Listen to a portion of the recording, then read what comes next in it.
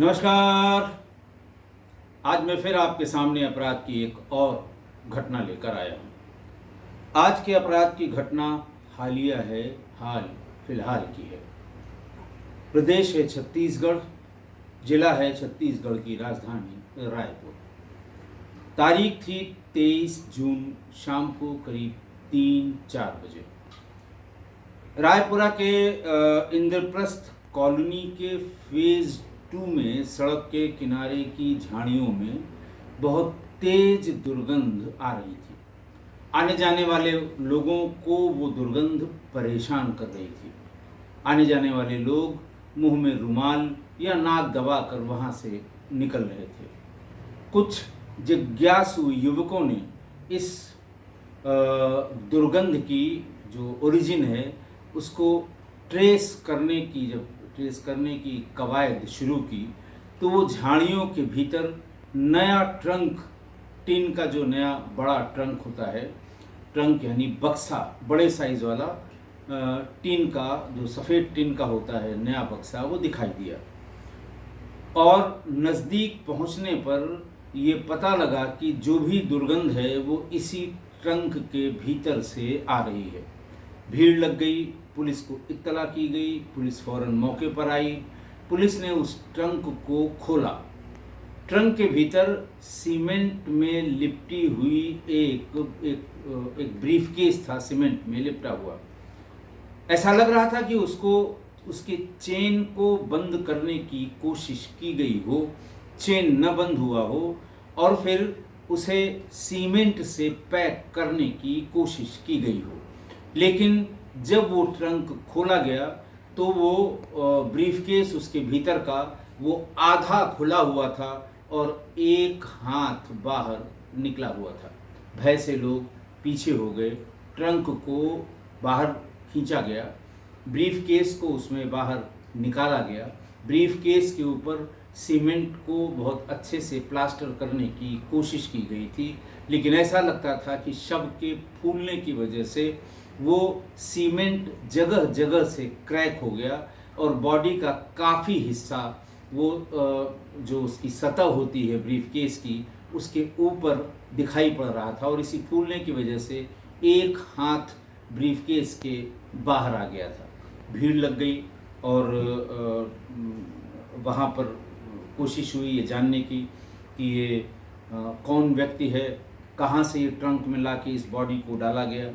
फौरन जो उस कॉलोनी के लोग थे उनको एक्टिवेट किया गया, और चूंकि पूरी कॉलोनी में सीसीटीवी लगे हुए थे, इसलिए पुलिस ने ये जानने की कोशिश की कि किस सीसीटीवी फुटेज से ये ट्रंक वहाँ तक, किस सीसीटीवी फुटेज से ये पता लगेगा कि ये ट्रंक वहाँ तक पहुँचा कैसे। बहरहाल तभी जो वहाँ के कॉलोनी के जो सिक्योरिटी के, वही जो कॉलोनी में वो एक अपनी समिति बना लेते हैं लोग, जो कॉलोनी के रिहाइश करने वाले लोग हैं, और उन लोगों ने उनमें एक सिक्योरिटी वाला, एक कनेक्शंस वाला, सब पदाधिकारी उसके बने रहते हैं। तभी जो उस कॉलोनी की सिक्योरिटी, जो सज्जन देख रहे थे, जो निवासी थे उसी कॉलोनी के, उन्होंने पुलिस को ये बताया कि साहब, ये लिफ्ट से ये ट्रंक उतारा गया हमारे ब्लॉक से। तो ऐश्वर्य कसार ने बताया कि मैं इंद्रप्रस्थ, उन्होंने बताया कि एक लड़का ऐश्वर्य कसार है जिसने सबसे पहले मुझे ये सूचना दी थी कि एक लिफ्ट से कुछ लोग एक बॉक्स लेके गए हैं, और उनके जाने के बाद मैंने लिफ्ट का इस्तेमाल किया तो उसमें बहुत बुरी तरह से उस लिफ्ट के उस केबिन में बदबू आ रही थी। लड़के का नाम ऐश्वर्य कसार बताया, और ये बताया कि इंद्रप्रस्थ कॉलोनी के फेज 2 के डी ब्लॉक के 6वें मंजिल में वो रहता है। रविशंकर यूनिवर्सिटी में MBA की पढ़ाई करता है। 23 जून को सुबह 9:30 बजे के करीब वो लाइब्रेरी जा रहा था। पावर बैंक घर भूल गया था, वापस लौटा, और इसी दौरान लिफ्ट के पास से मुंह पर कपड़ा बांधे 2 युवक बाहर निकल रहे थे। वो भारी भरकम पेटी को लिफ्ट के भीतर से घसीट कर बाहर निकाल रहे थे। मैंने वो उनको पेटी को बाहर निकालते हुए देखा। वो लोग जैसे ही बाहर हुए वैसे ही मैं लिफ्ट के भीतर ऊपर जाने के लिए, 6वीं मंजिल पर जाने के लिए भीतर घुसा। जब लिफ्ट का दरवाज़ा बंद हुआ तो उसमें असहनीय बदबू आ रही थी, किसी मांस के सड़ने या गलने की बदबू थी, और इसीलिए उसको शक हुआ। ऊपर 6वीं मंजिल पर जाकर नीचे उसने झांक कर देखा तो 3 युवक और एक युवती उस पेटी को एक कार में चढ़ा रहे थे। कुछ देर मशक्क़त के बाद बड़ी मुश्किल से उस पेटी को वो डिक्की में डाल पाए और फिर वहाँ से निकल गए। कुछ घंटे बाद जब ये मर्डर की बात चली तो ऐश्वर्या ने फ़ौरन गार्ड को अपने साथ हुई इस बात या अपने इस ऑब्जर्वेशन को सिक्योरिटी वालों को बताया कि ऐसा ऐसा मेरे साथ हुआ था। फिर तब तक ये बॉडी मिली गई थी। बॉडी मिलने के बाद ही उस लड़के ने सिक्योरिटी वालों को बताया। सिक्योरिटी वालों ने पुलिस को खबर कर दी। 23 जून को ही रायपुर के रायपुरा इंद्रप्रस्थ कॉलोनी फेज 2 के पास एक युवक की लाश ट्रंक में करके फेंकी गई थी।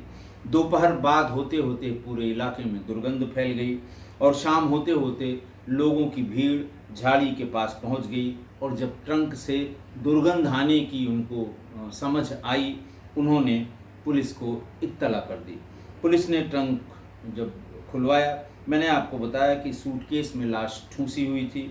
सूटकेस पर सीमेंट का प्लास्टर था। फॉरेंसिक एक्सपर्ट्स ये बता रहे थे कि सीमेंट का मोटा प्लास्टर करने से लाश की गंध नहीं आती, लेकिन ऐसा लगता है कि वो भीतर की लाश जब फूली होगी तो उसने सीमेंट को चटका दिया, तो जगह हो गई और उसी से ये दुर्गंध बार बार आ रही थी। फिर पहले चेन से उसको बांधने की कोशिश की गई। जब वो पूरा नहीं बंधा तो उसे फिर रस्सी से बांधा गया और पेटी में रखकर इंद्रप्रस्थ कॉलोनी के ही सुनसान इलाके में डाल दिया गया। सीसीटीवी कॉलोनी की चेक की गई तो ये कार इंद्रप्रस्थ कॉलोनी से सुबह 9:50 पर निकली थी। आप भी देखिएगा ये सीसीटीवी फुटेज, आपको मैं उसमें कम्युनिटी में इसे डालूंगा। स्पष्ट दिखाई दे रहा है, चूँकि बॉक्स वो बड़ा था इसलिए डिग्गी बंद नहीं हो सकती थी। डिग्गी खुली हुई और भीतर वो बॉक्स स्पष्ट दिखाई दे रहा था। और ये जो सीसीटीवी है उसको देख के ही लग रहा था कि ये प्लानिंग के तहत लाश को कार से ले जाया गया। इसमें 2 लोग सवार दिखाई दे रहे हैं। इसके अलावा 2 ईवी सवार भी पीछे से दिखाई दे रहे हैं। जिस अल्टो कार में लाश ले गई उस पे जो नंबर पड़ा हुआ था वो उस गाड़ी का नहीं था, वो किसी सेंट्रो गाड़ी का नंबर था। ऐसा पुलिस ने थोड़ी देर में ही चेक करके बता दिया। जो नंबर उस पर पड़ा हुआ था वो नंबर विजय भूषण के नाम दर्ज था। रजिस्ट्रेशन 20 साल पुराना था और झाड़ियों में जहां लाश पेटी फेंकी गई थी वहां से करीब 100 मीटर दूर वो बस्ती है जहां का ये नंबर था। फिर इस मामले में रायपुर के एसएसपी डॉक्टर लाल उमेद सिंह ने बताया कि मृतक युवक की पहचान हांडीपारा निवासी किशोर पैंकरा के रूप में हुई है और इस मामले में सीसीटीवी से मिले क्लू के हिसाब से पति पत्नी अंकित उपाध्याय और शिवानी शर्मा को दिल्ली में गिरफ्तार किया गया। अंकित पेशे से वकील है और लाश फेंकने जाते वक्त पति और पत्नी दोनों सीसीटीवी में कैद हुए हैं और इसी आधार पर रायपुर पुलिस ने दिल्ली को सूचना दी। दिल्ली पुलिस यानी क्राइम ब्रांच और सीआईएसएफ ने मिलकर उन्हें एयरपोर्ट के बाहर गिरफ्तार कर लिया गया। इन्हें रायपुर ले आया गया है। कल ये लोग रायपुर पहुंच गए हैं और कल ही इनको लेकर उस कॉलोनी में इन्हें ले जाया गया जहां से ये लाश आई थी और वहां पर इसका क्राइम सीन रिक्रिएशन किया गया। दरअसल ये पता लगाते लगाते पता लग गया कि वो LIG के D ब्लॉक में 321 नंबर फ्लैट में रूम नंबर 5 325 नंबर का जो 321 नंबर का जो फ्लोर है उसके रूम नंबर 321 नंबर फ्लैट में वो लोग 5 दिन पहले ही आए थे।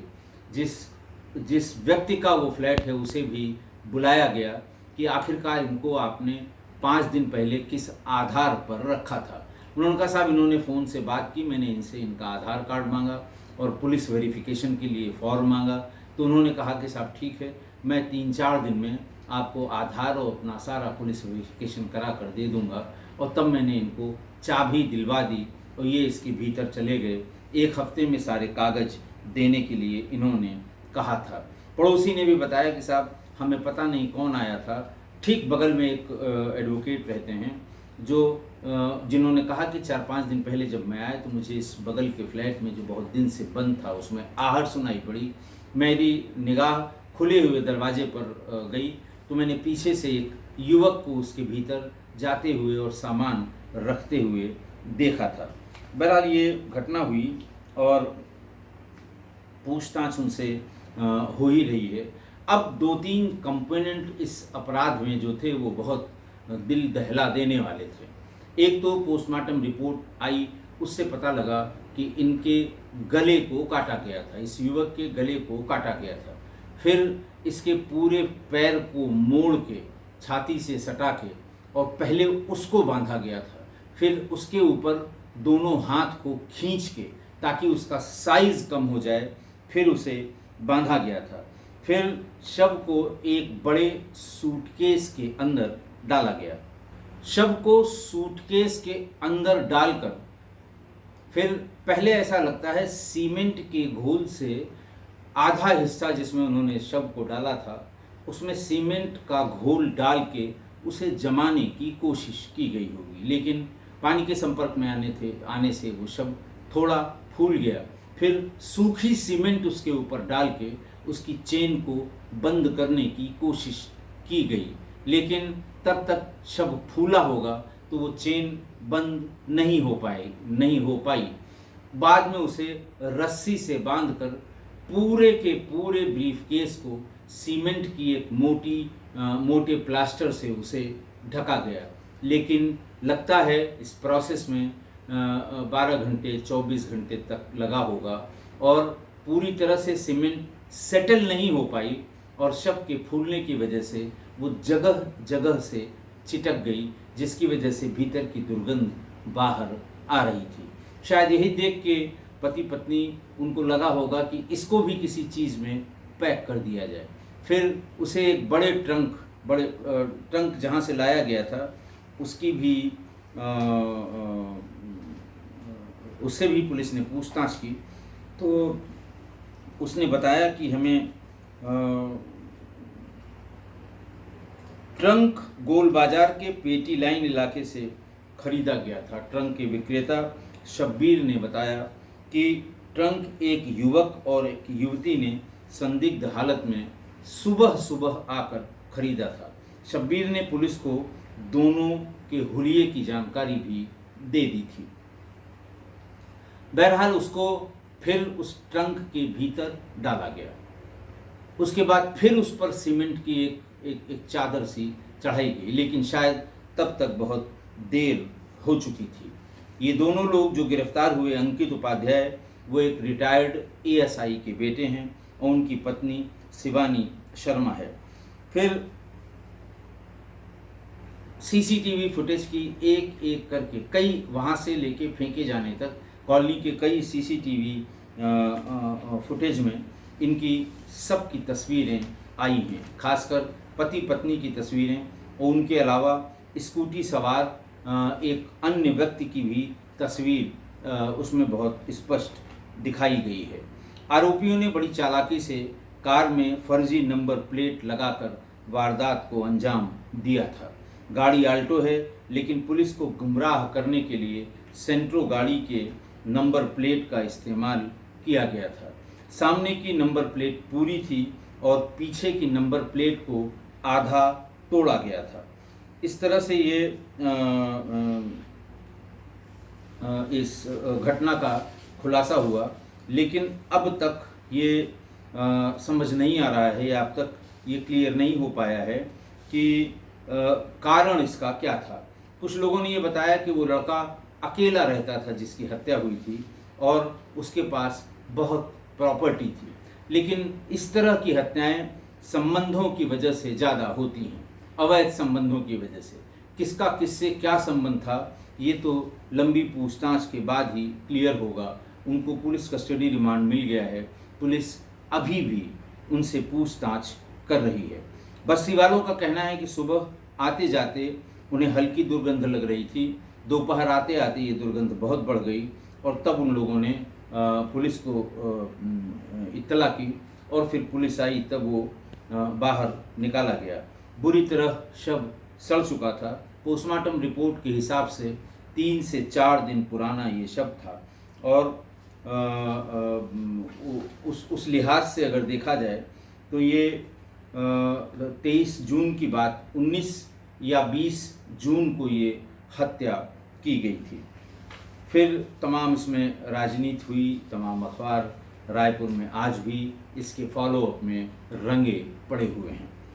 आज की घटना, अच्छा पहले इसके पहले कि 1299 एपिसोड 1299 में मैंने रेवाड़ी की एक घटना को बताई थी।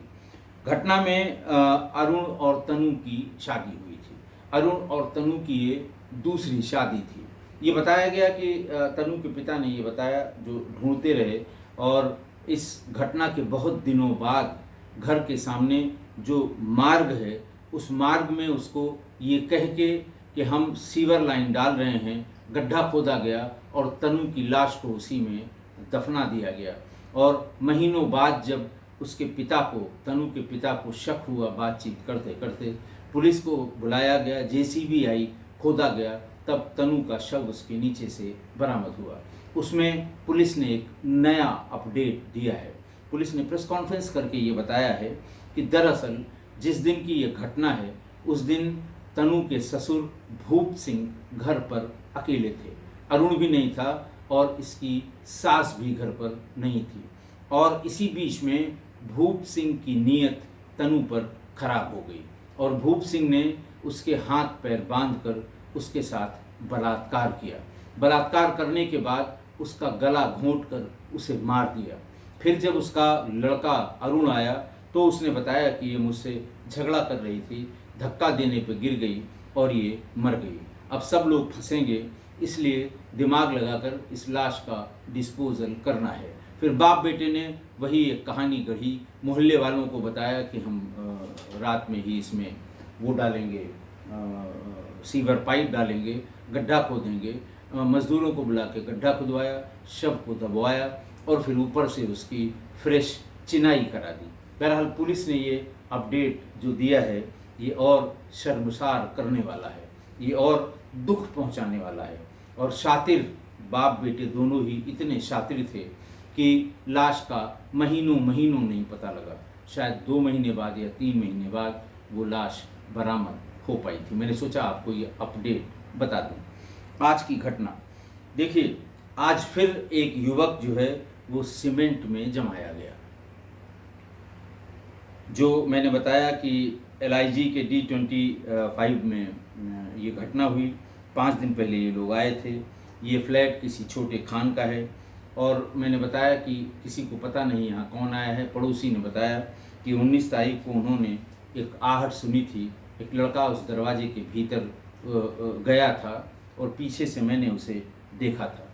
अब देखिए, मेरठ में मुस्कान और साहिल ने जो ड्रम में सौरभ के शव को कई टुकड़ों में काट कर सीमेंट से जमा दिया और ड्रम को घर पर ही रख दिया, ये फार्मूला पता नहीं कितने अपराधियों के या आपराधिक दिमाग वालों के दिमाग में जाकर बैठ गया है कि अरे वाह, इससे बढ़िया तो कोई तरीका ही नहीं हो सकता।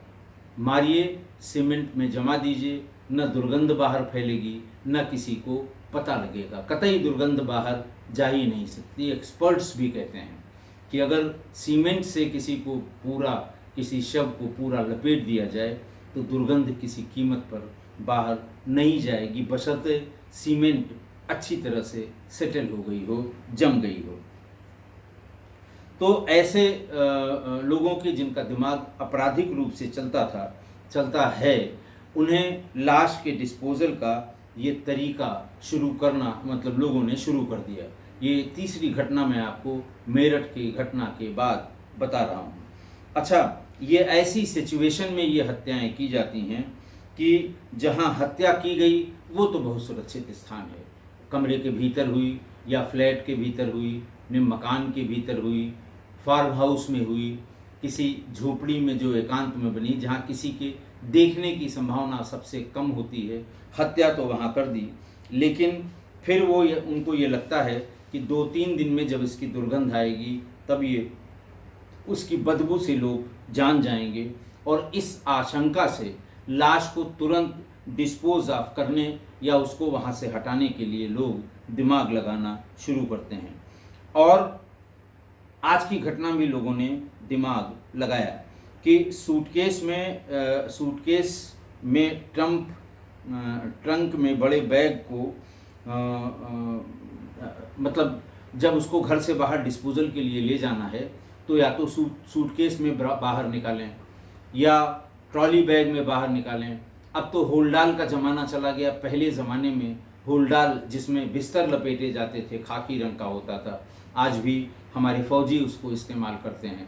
तो पहले उसमें भी डिस्पोजल की कई एक घटनाएं हुई थी। और या फिर ट्रंक से, ताकि घर से निकलते समय लोगों को ये समझ में आए कि ये कहीं जा रहे हैं सामान लेकर, या कहीं टूर पर जा रहे हैं, कहीं घूमने जा रहे हैं। और अगर ऐसे नहीं निकलेंगे तो फिर लोग सवाल कर सकते हैं। इसके अलावा जो दूसरा रॉ तरीका, बहुत पुराना तरीका लोग अपनाते हैं कि दुपहिया वाहन में या 4 पहिया वाहन में शव को 2 लोगों के बीच में उड़ा के सफ़ेद चद्दर में या कंबल में चेहरा खुला हुआ ले जाते हैं, ताकि देखने वालों को लगे कि तबीयत खराब है।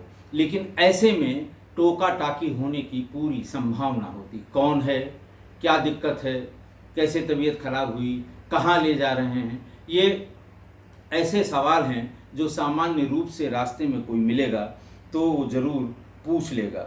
इसलिए अब लाश के डिस्पोजल के लिए बैग, ट्रॉली बैग या ट्रंक में ही उसे सुरक्षित स्थान जहाँ पर हत्या की गई है वहाँ से बाहर निकाला जाता है। दसियों घटनाएं सूटकेस और ट्रॉली बैग में लाश फेंकने की तो मैं किस्सा गोई में ही आप तक पहुंचा चुका हूं। अच्छा, यहाँ पर पति पत्नी ने आइडिया तो मेरठ वाला ही लगाया कि सबसे बढ़िया तरीका है सीमेंट में जाम कर दो, पता ही नहीं लगेगा। लेकिन नकल की भी अकल होनी चाहिए। पहले उन्होंने पैर को सीने से मोड़कर बांधा, फिर हाथ को रस्सी से बांधा, फिर मुश्किल से उस सूट के उसके ब्रीफकेस के नीचे वाले हिस्से में उसको रखा।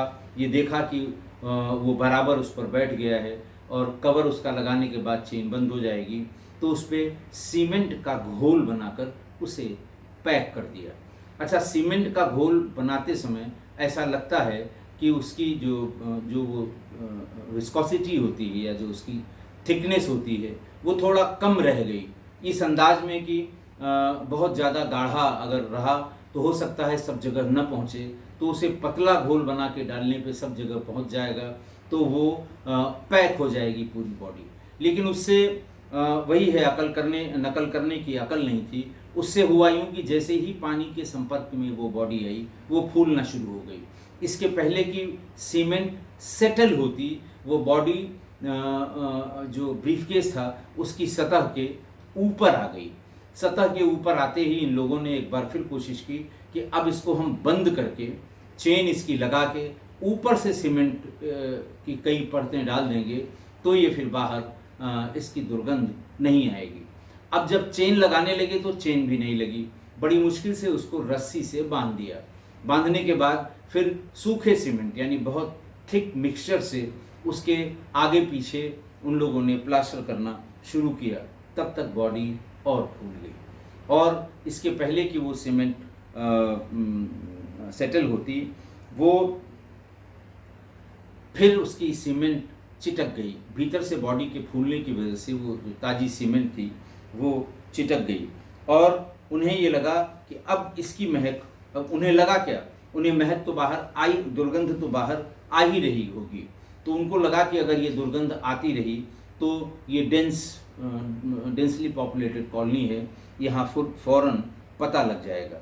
फिर उन्होंने तुरंत एक सवेरे सवेरे जाके ट्रंक खरीदा, ट्रंक के भीतर उस ब्रीफकेस को रखा, ब्रीफकेस के चारों तरफ तमाम सीमेंट उसमें डाले, और फिर उनको दुर्गंध तेज लगने लगी, उसे लिफ्ट से लेके नीचे गए और जल्दी जल्दी से अपनी गाड़ी में उसको पीछे लाद के डिस्पोज करने के लिए उसे वहाँ से झाड़ियों में फेंक दिया। और जब ट्रंक खोला गया तो ब्रीफकेस से एक हाथ बाहर निकला था। असल में पूरी बॉडी सीमेंट से कवर नहीं कर पाए, वो कर भी नहीं सकते थे।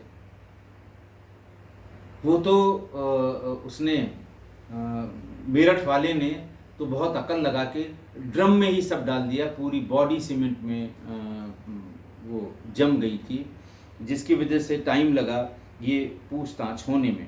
बहरहाल रायपुर पुलिस ने क्राइम सीन रिक्रिएट कर लिया है।